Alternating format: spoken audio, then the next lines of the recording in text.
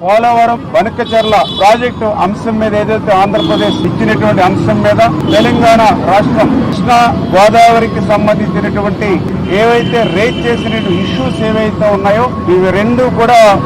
Technical issues అన్ని కూడా involve అయి ఉన్నాయి కాబట్టి ఈ టెక్నికల్ ఇష్యూస్ ని ముందుగా ఒక పరిష్కారం చూపేటటువంటి విధంగా ఒక కమిటీని నిర్ణయం తీసుకోవాలని, ఎందుకంటే ఈ కమిటీ ద్వారా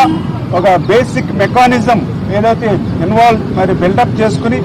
ఒక రోడ్ మ్యాప్ ని ముందుకు తీసుకెళ్లేటువంటి విధంగా ఈ యొక్క టెక్నికల్ అదేవిధంగా అడ్మినిస్ట్రేషన్ ఆఫీసర్స్ తో కలిపేసేటువంటి కమిటీ ద్వారా రెండు రాష్ట్రాలకి కూడా న్యాయం జరిగేటువంటి విధంగా ముందుకెళ్లాలని చెప్పి ఇరు రాష్ట్రాల ముఖ్యమంత్రులు కూడా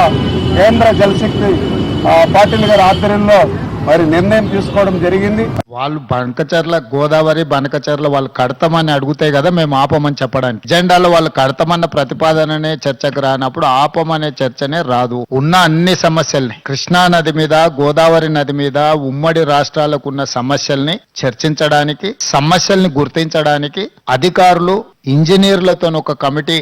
ఏర్పాటు చేసి ఆ కమిటీలో చర్చించిన తర్వాత మిగతా అంశాలు ముఖ్యమంత్రుల స్థాయిలో చర్చించుకోవాలని నిర్ణయం తీసుకున్నాం.